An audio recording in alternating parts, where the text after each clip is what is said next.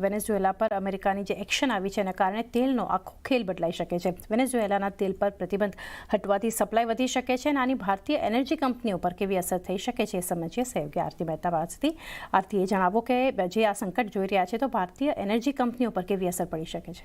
જી, ખાસ કરીને આપણે જે રીતે જોઈ રહ્યા છે કે વેનેઝુએલાથી એક ઓઇલ આવે છે અને યુએસ પ્રતિબંધ લગાવ્યા હતા, તો હવે આ યુએસ પ્રતિબંધ હટાવી શકે છે, જેને કારણે માર્કેટમાં જે છે તે સપ્લાય આપણને વધતી જોવા મળતી દેખાઈ શકે છે અને મધ્યમ અથવા તો ટૂંકાથી મધ્યમ ગાળા માટે ક્રૂડની કિંમતો જે છે એમાં પર આપણને દબાણ આવતું દેખાઈ શકે છે. તો આ એક ઓવરઓલ સિનારીઓ આપણે જોઈ રહ્યા છે કે જે ગ્લોબલી માર્કેટ પર શું અસર આવી શકે છે. પણ વાત કરી લઈએ કંપની સ્પેસિફિક, તો સૌથી પહેલાં રિલાયન્સ પર આની કેવી અસર આવી શકે એના પર નજર કરી લઈએ તો વેનેઝુએલાથી લગભગ 20 લાખ બેરલ પ્રતિ મહિનાનું ઓઇલ ઇમ્પોર્ટ જે છે તે અહીંયાથી કંપની કરે છે. આ સાથે જ વેનેઝુએલા પર તેલના જે પ્રતિબંધ છે યુએસના એ અહીંયાથી હટશે તો પછી રિલાયન્સને ઘણો મોટો ફાયદો થતો જોવા મળશે, કારણ કે ક્રૂડનું જે માર્જિન છે તે અહીંયાથી ખાસ કરીને સુધરતું જોવા મળશે. સસ્તું ક્રૂડ મળશે એટલે માર્જિન પર ઇમ્પેક્ટ પોઝિટિવ સાઇડની જોવા મળી શકે છે. એટલે રિલાયન્સ માટે એક પોઝિટિવ આ વેનેઝુએલાનું સંકટ બની રહ્યું છે.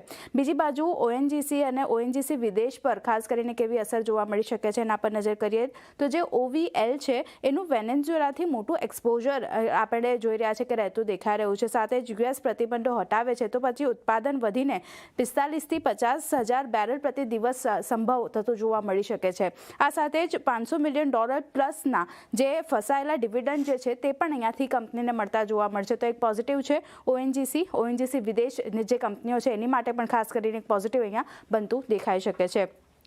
ઓઇલ ઇન્ડિયા પર આની કેવી અસર આવતી દેખાઈ શકે તેના પર નજર કરી લઈએ તો જે કારાબોબો છે, કારાબોબો 1માં ખાસ કરીને 3.5% હિસ્સેદારી ઓઇલ ઇન્ડિયાની રહેતી દેખાઈ રહી છે. પ્રોજેક્ટ પર કામ ઝડપથી થવાથી કેશ ફ્લો ખાસ કરીને વધવાની આશા અહીંયા બનતી દેખાઈ રહી છે અને કારણે ફોકસ જે છે તે અહીંયાથી ઓઇલ ઇન્ડિયા પર પણ રાખવાનું રહેશે. એટલે ફોકસ અહીંયા રહેશે, પોઝિટિવ એક્શન બનતી દેખાઈ શકે છે.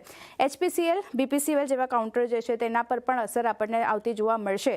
જે વેનેઝુએલાનું સંકટ આપણે જોઈ રહ્યા છે, વેનેઝુએલાથી દર દિવસ 60થી લઈને 100,000 બેરલ પ્રતિ દિવસનું તેલ આ HPCL BPCL જે છે તે કંપની અહીંયાથી ઇમ્પોર્ટ કરે છે.